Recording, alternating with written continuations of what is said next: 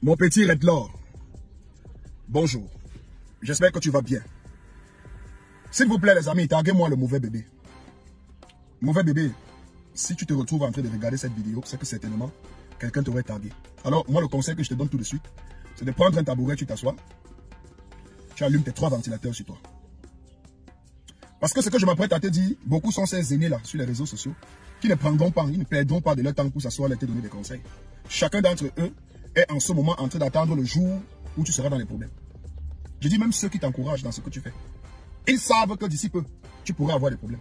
Mais pour le moment, tu es un instrument très utile. Tu es un bon dépresseur. Parce que tu les amènes surtout à se sentir bien dans leur chair.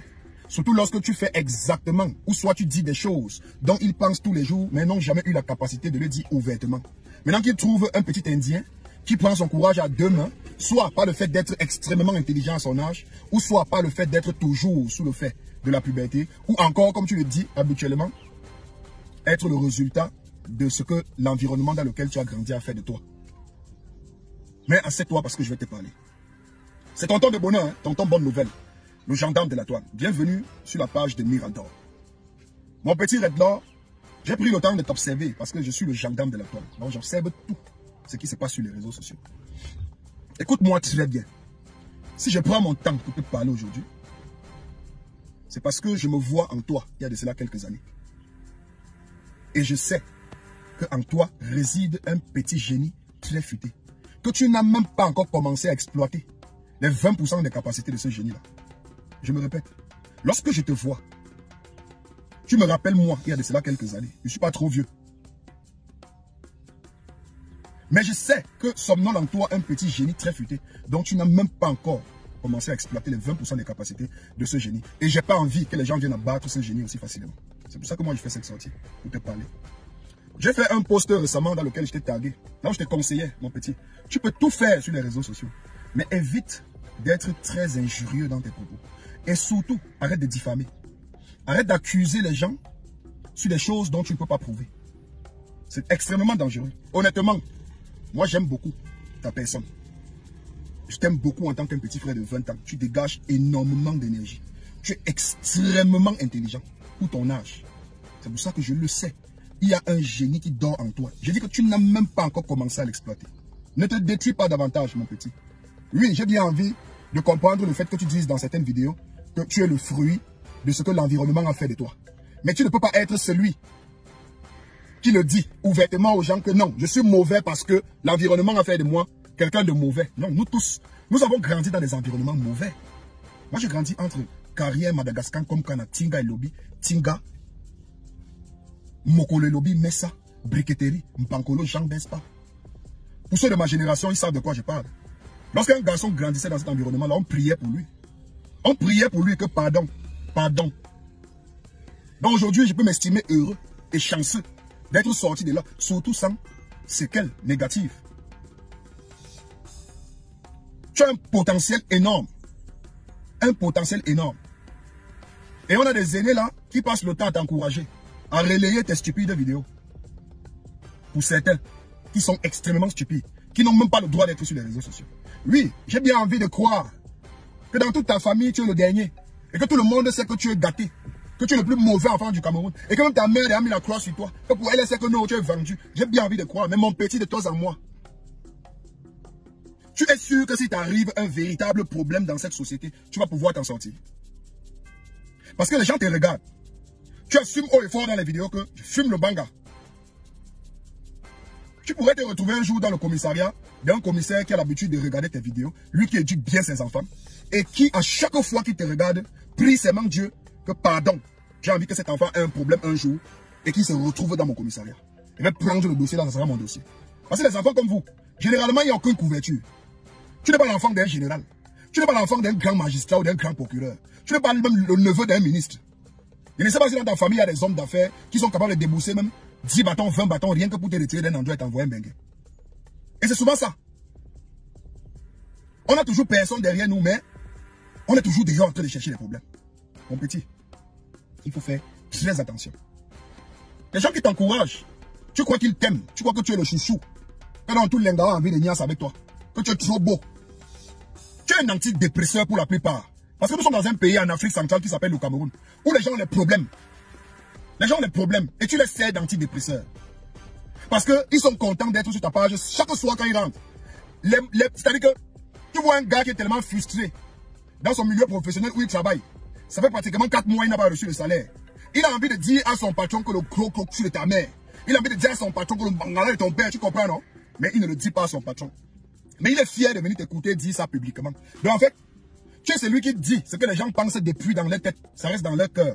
Mais ils ne le prononcent jamais ouvertement. Ils n'ont même pas le courage de le dire ouvertement parce qu'ils sont issus des familles de bonne moralité et ils ont une certaine éthique qu'ils aimeraient préserver. Mais toi, tu le fais en disant que tu es le fruit ou le résultat de la fabrication d'un environnement qui t'a gâté. Mais moi, j'ai envie de te dire qu'il y a des personnes qui ont grandi dans le même environnement que toi, mais qui ne sont pas gâtées. Et la question que j'ai envie de te poser à ta mère, c'est pourquoi est-ce qu'elle t'a laissé te gâter? Parce que dans le même environnement où tu dis avoir grandi, il y a d'autres enfants qui vivent là aujourd'hui avec leurs parents, mais qui ne sont pas des enfants gâtés. Donc, quelque part, l'environnement a certes participé, mais ta mère également ou ton père, ils t'ont exposé. Et tes aînés, surtout que tu es le dernier. Moi, je ne peux pas accepter que le dernier de notre famille soit comme toi. Quand il dit comme toi, je parle de ton côté mauvais bébé. Parce que tu as un autre côté. Et c'est ce côté qu'il faut mettre en avant. Parce que c'est ce côté qui fera de toi un grand homme dans ce pays. Mais le côté du mauvais bébé là, c'est un côté qui risque d'avoir en prison. Et en prison, même si là-bas tu vas te vanter que tu seras le king de la prison, tu n'auras pas de valeur à l'extérieur. Même si après tu t'en fous d'aller en prison, toujours est-il que si tu te retrouves en prison, tu seras en prison. Et ça ne sera aucune perte pour qui que ce soit sur les réseaux sociaux. En dehors de ta famille, bien sûr, s'ils ne t'ont pas encore rejeté. Donc il faut faire extrêmement attention. Extrêmement attention. Les gens sur les réseaux sociaux t'encouragent, mais ils ne t'aiment pas. Si tu disparais comme les petits frères qui ont les pages qui ont disparu, il y a de cela quelques temps, on ne connaît pas où ils sont. Voilà un petit frère qui a disparu comme ça au Cameroun. On ne sait pas s'il est vivant, on ne sait pas s'il est mort. C'était un blogueur, il publiait les vidéos, il publiait les posts, il faisait des choses, il a disparu. On ne sait pas là où il est passé. Si tu disparais ce soir, on va te pleurer demain. Dimanche, maxi lundi, c'était bon. Parce que tu es dans un environnement comme le Cameroun où les gens ont leurs problèmes. Il suffit juste que l'enfant de quelqu'un tombe malade et qu'il porte à 2 heures pour aller à l'hôpital avec l'enfant. Sur son chemin de l'hôpital, il t'a oublié. Ou un autre là, se fait interpeller par son bailleur 2 fois le matin. Son bailleur lui rappelant que le loyer n'a pas encore été payé. Petit frère, il t'a oublié. Tu ne lui sers à rien dans sa vie. Il pourra revenir sur un de tes anciens contenus qui va peut-être lui faire oublier ses responsabilités ou les factures qu'il a payées chez son bailleur pendant maxi 6-7 minutes. Le temps que ta vidéo arrive à sa fin. Et après ça, on t'oublie. Tu ne sers plus à rien à la nature, ni à ton environnement. Mais il faut savoir que l'homme, c'est ses combats. Quels sont les types de combats que tu mènes sur les réseaux sociaux? C'est ça qui fera de toi quelqu'un d'important sur la durée. Moi, j'ai vu une de tes vidéos qui a été relayée par le général Bansero. Et je pense que c'est la seule d'ailleurs jusqu'ici qui a été relayée sur sa page. Et la même vidéo a été relayée sur plusieurs pages très importantes au niveau du pays. La question que moi j'ai envie de te poser, mon petit. Pourquoi penses-tu que cette vidéo a été relayée sur toutes ces plateformes et que les autres vidéos ne sont pas relayées sur les mêmes plateformes importantes et crédibles? Parce que la plupart de tes vidéos sont relayées par d'autres blogueurs qui ont des pages monétisées et qui savent que tu es une bonne marchandise. Par exemple, le fait que tu sois vulgaire, le fait que tu t'exposes, le fait que tu aies le courage de dire des choses qu'on ne devrait pas dire publiquement, surtout à ton âge, les amène à utiliser ces contenus-là pour pouvoir rentabiliser. Donc ceux qui relayent tes vidéos ne le font pas parce qu'ils t'aiment, ils le font parce que tu es utile pour leur porte-monnaie.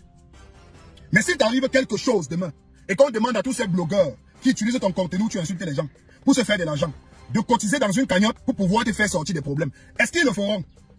Voilà le jeune Cobra Bensikina qui parlait des choses sur la fin Bankolo. Il passe le temps à dénoncer. Il est là en prison. Tu as vu la cagnotte? Tu as vu la cagnotte? Il faut faire attention, petit frère. Il faut mener des vrais combats. Que même si un ouais de mal t'arrive, les gars sont capables de se mobiliser pour toi. Il faut mener des vrais combats utiles. En tant qu'un ancien délinquant. Elle dit ancien, ça me fait mal parce que tu n'as que 20 ans.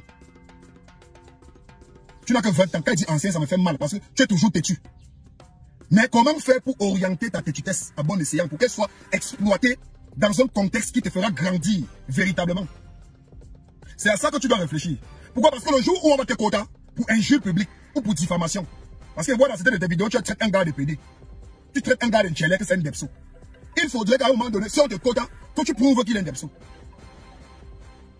Que tu prouves qu'il est un depso. Parce que c'est condamnable, la diffamation. Et là, tu ternis l'image de quelqu'un. Tu travestis l'image de quelqu'un. Il faut faire extrêmement attention à ce qui sort de ta bouche sur les réseaux sociaux. Ça ne pourra pas te causer des soucis aujourd'hui, mais demain ou après-demain, ou dans un futur proche ou lointain, ça pourra t'apporter énormément de problèmes. Je dis énormément de problèmes. Il faut faire attention à ce que tu dis. Le même cœur du Mboma que tu as là, petit frère. Tu vas parler aux enfants. Aussi. Le même cœur que tu crois avoir là. Petit frère, tu as les grands frères chez Internet qui ont le cœur la même 10 fois. Moi que tu vois en face de toi sinon. Si j'avais la possibilité d'exprimer ce qu'il y a dans mon cœur, ce qu'il y a brûlé le pays ici. Il a dit que si j'avais la possibilité, la liberté d'exprimer véritablement ce que j'ai dans mon cœur par rapport au Cameroun, c'est que j'ai à brûler tout le monde. Non, ce qu'il y a brûlé. C'est qu'on mange les brochettes partout. Ce qu'il y a brûlé tout. Mais petit frère, ce n'est pas comme ça que le monde fonctionne. Quand on va décider de te broyer, on va le faire publiquement devant les gens. Personne ne va lever le pouce. Personne. Tu seras seul dans ton film. Même ta mère va se cacher. Peut-être c'est elle qui fera une vidéo pour souffler les influenceurs de pardon. Sortez une grosse cagnotte, on enlève l'enfant si des problèmes. Faut faire attention, petit frère. Tu es trop jeune pour te détruire comme ça. Bon, ça c'était ma première sortie sur toi. Moi je ne vais pas passer toute la soirée sur toi, mon petit. Si tu as compris ce qu'il dit, tu as compris. Si tu veux m'insulter, je dis frère, ta caméra est devant toi. Allume tes ventilateurs, tu m'insultes. N'oubliez pas de vous abonner. Abonnez-vous massivement. Opération 1 million de followers. Et likez. Laissez un commentaire si ça vous a plu. Et c'est tout. Aidez-moi à partager au maximum. C'est pas ça? C'est ça.